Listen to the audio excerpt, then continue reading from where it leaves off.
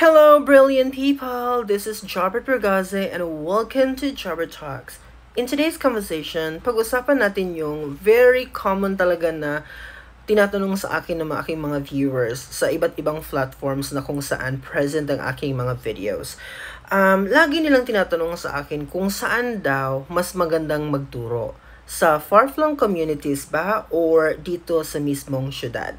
So yan ang i-discuss ko sa inyo sa video na ito. But before anything else, allow me to share my moment because medyo napagod tayo ng konti sa araw na ito kasi Wednesday, so meaning to say, yung ating schedule ay napaka-hectic. Nahihirapan nga akong mag-deliver ngayon tsaka buuhin ang video na ito kasi medyo pagod talaga yung ating katawan, maulan sa labas ngayon, pero hindi tayo titigil, lalaban tayo na makabuo ng one video kada araw sa aking mga experiences here in Taiwan na gusto kong i-share sa inyo dito sa aking YouTube channel. So anyway, yung tanong na yan is parati ko talagang nai-encounter. Alam niyo po, kung pag-uusapan natin yung TFETP, yung program na yan, dati sa amin, during my time, wala pa talagang option doon sa online application na kung gusto mong dito ka ma-assign sa northern part, sa central part, or southern part, wala pa sa aming time yan. Napakaswerte nyo ngayon. Kasi, last year, I think, chinek ko yung application. Makikita mo talaga doon na merong option, kung merong preference doon kung saan mo gustong magturo. Kung gusto mong sa southern part ka, go. Kung gusto mo sa central part ka, go. Kung gusto mo ring sa northern part ka dito sa Taipei, New Taipei, go. 'Di ba? So nasa sayo talaga yung desisyon kung saan mo gustong magturo dito sa Taiwan. Well, to give you clarity para sa mga bagay na yan, kasi alam kong mas gusto nyo siyang itanong doon sa isang teacher na naka-experience talaga first-hand doon sa sitwasyon. Now, I have to say, nakadepende ito sa ating lifestyle as a person. Kasi, for example, ikaw yung uri ng tao na gusto mo talagang gumala. Okay? Yung gusto mo na napaka-convenient nung life. Alam mo yung paglabas mo, andyan yung mga 7-Eleven, andyan yung mga malalaking store, mga branded na mga bilihan ng damit, ng mga sapatos, or whatsoever. So, piliin mo talaga yung mga malalaking city dito. For example, Taipei, New Taipei, yung sa central part naman, go to Taichung. Yun ang naririnig ko ha. Actually, napuntahan ko na rin yung place. And sa southern part naman, punta ka sa Kaohsiung or Tainan. So, ganun. Piliin mo yung malalaking lugar dito, yung mga famous. Nasi-search nyo naman yun sa internet. At siya nakikita nyo naman yung kung ano talaga yung feature ng city na yan. Okay? So, kung yan ang uri ng lifestyle mo sa Philippines, then go for it. Okay? Pero, may mga kaakibat ng mga pero yan. Pag sinabi natin sa city ka maa-assign, of course, most of the schools ay malalaki talaga. At dahil malalaki ang mga schools na yan, marami talaga ang mga estudyante. Kumbaga, sa isang class mo, for example, meron kang 25 to 30 students, pero usually nasa mga 20 to 27, 28. Sa aking case, sa aking experience, ganun yung setup niya. So, yun yung crowd na meron ka. Tapos, yung school mo, kung ilan yung mga teachers, marami din kapag nasa city ka. Kasi most of the teachers din, gusto nilang ma-assign sa city. Yung mga locals here, kagaya sa atin sa Philippines, ganun lang din yung setup na dito. Kumbaga, kung galing sila sa far-flung area, now yung dream talaga ni teacher is makapunta siya sa city. Ganon din yung setup nila here. Kaya, kung na-assign ka sa mga city na mga schools, marami talaga ang population ng mga teachers. At the same time, marami din yung population ng mga students. Ganon.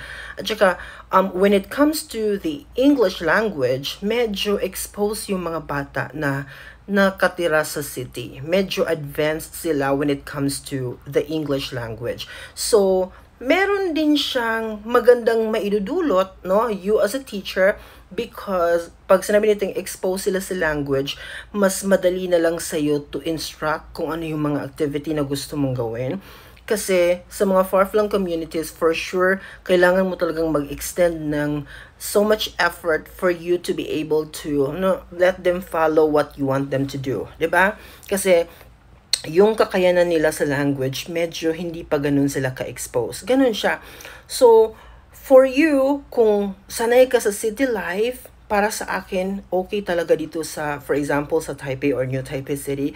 Kasi, accessible mo lahat. Yung lugar ko dito, super akong nagandahan kasi lahat ng gusto ko, lahat ng gusto kong puntahan, connected siya. Even the airport here, napakadali ko lang siyang puntahan sa lugar ko. So, yun ang advantage naman niya. Pero kapag nasa city ka rin, yung obligation mo, yung expectation ng mga tao sa iyo, higher din siya. Kasi syempre, advance yung kanilang level, ganito kataas yung exposure nila sa language. So ikaw mismo, you also need to work hard para masatisfy mo yung needs nila, masatisfy mo yung demands nila sa language, 'di ba? So medyo may ganon din sa trabaho, ganon. Pero doon naman sa far-flung communities, napakaliit lang talaga ng population. Alam nyo dito mga my dear, merong mga schools dito na yung population nila less than 50. May mga less than 100, ganun. Tapos yung mga teachers sa school, may kilala ako dito, 6 lang sila. May kilala ako dito na 10 lang sila na teachers in one school. Ganon. May mga ganong setup. Pero, hindi kagaya sa atin sa Philippines na yung building hindi ganun ka-progressive kasi konti lang yung population. No. Dito, kahit konti lang yung population, ang dami at ang ganda pa rin ng kanilang facility at saka yung building nila okay pa rin. Ganun. Kasi well-distributed yung kanilang support dito eh. Ganun ka gamit yung kanilang taxes here para i-improve yung kanilang mga schools. Yung pag-develop nila sa kanilang mga schools dito, equal talaga. Mula doon sa Luzon or sa pinaka-tuktok nila northern part hanggang sa pinaka-southern part, yung development ng kanilang mga schools dito the same. Okay? Hindi kagaya sa atin na medyo napag-iwanan yung ibang mga areas. So yun nga, when it comes to the convenience, siguro, pag sinabi natin nasa far-flung communities ka, nasa remote areas, pag gusto mong magsimba, for example, pag gusto mong gumala with friends, medyo mahihirapan ka talaga kasi nandun sila sa mismong city and then ikaw travel ka pa, pwede matulog ka muna sa kanila. So medyo hassle siya when it comes to mga gala nyo dito if you want to. Pero kung ako naman yung magdedesisyon, okay lang, makakasurvive ako kahit nasa far-flung communities ako. Kaya lang, during my time, wala kasing option sa aming time. Wala pang ganung choices ba kung saan mo gustong ma-assign. And sa time ko din, hindi talaga ako nag-research. Ang tanging alam ko lang na area dito is yung capital city nila, which is ang Taipei. Kaya nung na-interview ako, tapos tinanong sa akin kung saan ako gustong ma-assign, syempre sinagot ko yung Taipei agad kasi ayaw kong ma-disappoint sila. Ay, hindi pala nag-research itong ating applicant. So, medyo negative yun, 'di ba? So, that's why sumagot ako agad ng Taipei. So, yun nga, inassign nila ako dito sa New Taipei City. Yun ang kwento kung bakit ako napunta dito. Pero kung ako lang yung magdedesisyon, maganda din yung nasa far-flung communities kasi hindi masyadong crowded. Tapos, yung obligation mo, hindi ganun ka dami, 'di ba? Kasi syempre maliit lang yung population, manageable lang siya. Tapos ako na person kasi hindi ako masyadong magala. Tapos simple lang din yung buhay ko talaga. Although unti-unti ko na-appreciate itong life ko ngayon kasi yung bahay ko, walking distance lang siya. Tapos pagbaba ko, andyan yung mga 7-Eleven, Family Mart, lahat, mga bangko, mga branded na materials. Nilalakad ko lang talaga lahat yan. Hindi ko kailangang sumakay kasi nasa paligid ko sila lahat. Like everything I need, lahat ay nasa paligid ko. Kaya siguro yun din yung advantage. And sabi ko, mas lalo kong na-appreciate ngayon ang city life. And ipaglalaban ko kung ano yung demand ng city life, lalaban ako. Gagawin ko ang lahat para madepensahan ko ang aking titulo dito. So, yun lang so far. I hope na-explain ko sa inyo further. But if you wanna ask more kung ano yung buhay dito sa Taiwan, just comment down below. I will make a video out from that. Bye-bye!